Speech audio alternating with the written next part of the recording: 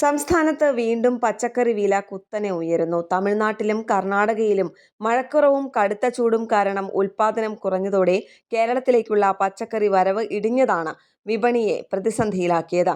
കഴിഞ്ഞ ഒരു മാസത്തിനിടെ മിക്ക ഇനങ്ങൾക്കും കിലോയ്ക്ക് 10 മുതൽ 100 രൂപയ്ക്ക് മുകളിൽ വരെ വില വർധനവുണ്ടായി. വിലക്കയറ്റത്തിൽ ഏറ്റവും കൂടുതൽ ഞെട്ടിച്ചത് ബീൻസും ഇഞ്ചിയുമാണ്. കഴിഞ്ഞ മാസം 75 രൂപയുണ്ടായിരുന്ന ബീൻസ് കിലോയ്ക്ക് 135 രൂപയായി.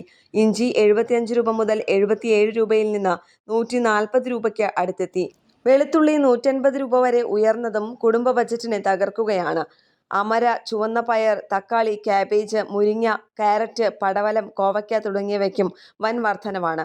മുളക് വിപണിയിൽ കാന്താരിയാണ് ഇപ്പോഴത്തെ താരം. ഒരാഴ്ചക്കിടെ മാത്രം 200 രൂപ ഉയർന്ന് കിലോയ്ക്ക് 800 രൂപയിലെത്തി. സാമ്പാർ മുളകിനും ഗുണ്ടുമുളകിനും വലിയ വിലക്കയറ്റമുണ്ട്. ഇതിനിടെ ചില ഇനങ്ങൾ ആശ്വാസം പകരുന്നു.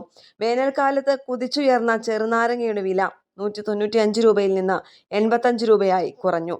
കോളിഫ്ലവർ, ബീട്രൂട്ട്, കുക്കുംബർ, നെല്ലിക്ക, മല്ലിയില, പുതിന, പൂവൻപഴം എന്നിവയ്ക്കും വില കുറവുണ്ട്.